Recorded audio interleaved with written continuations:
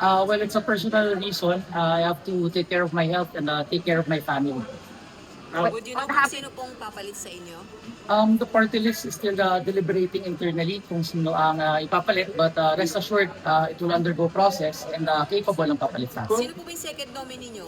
Ang second nominee is Kurt Alinio.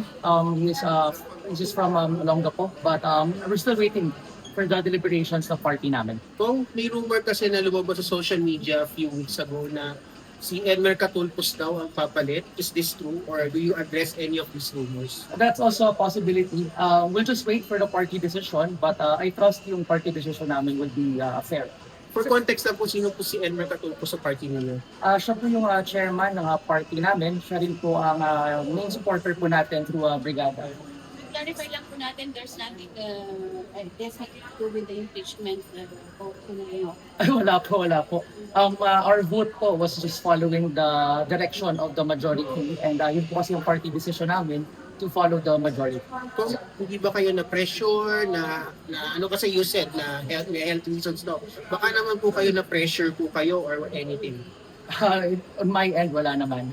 It's really Hindi kayo na pressure outside or inside forces or kasi may mga nag-akusa sa inyo, di ba, nakatanggap daw kayo ng mga funds after you voted for the impeachment. Well, to be honest, wala akong natanggap. I was absent yesterday when it was announced. So, as to the rumors that we received 20 million cash, that's fake news po.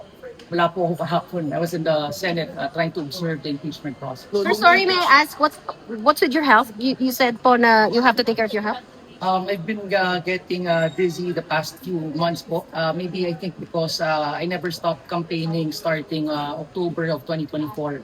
And even nakaupo po tayo, I think makikita naman natin sa social media post ko na I go to at least 2 provinces every week to ensure na we address the concerns of yung mga nagsuporta po sa amin. Sir, the one you mentioned earlier, siya po ba yung owner ng party list?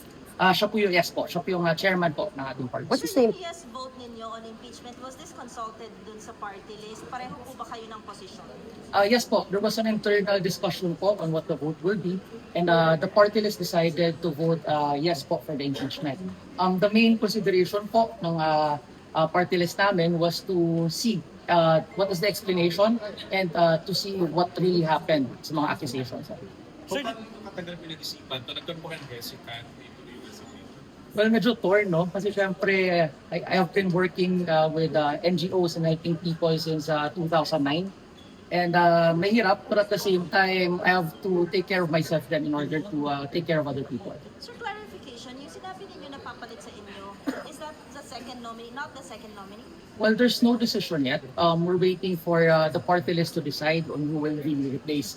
As you know, 10 yung nominees doon and magde-deliberate sila kung sino ang nababagay na ipapalit po sa akin. Bakit hindi yung second nominee, sir? That I don't know pa kasi magde-deliberate pa lang sila.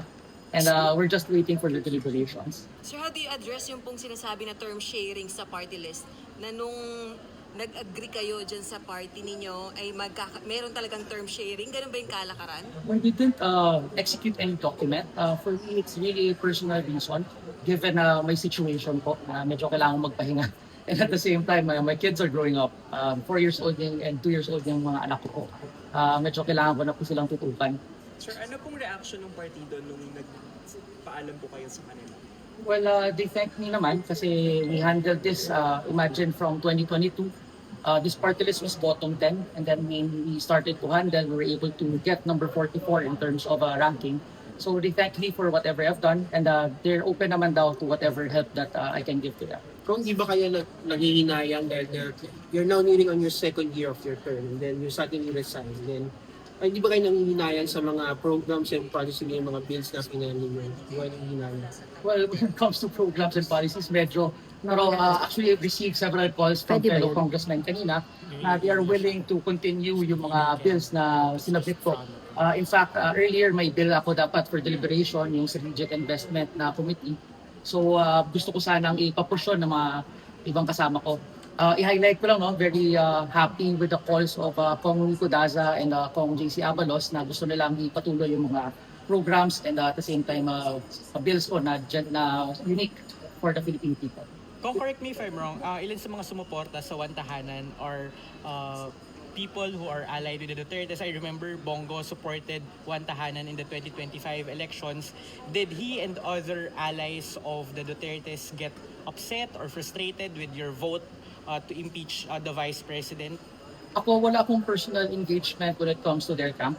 But I can say that our supporters, specifically from Cebu and Mindanao, kasi Cebu we got 118,000 votes, and Mindanao almost 100,000. Then medyo frustrated sila.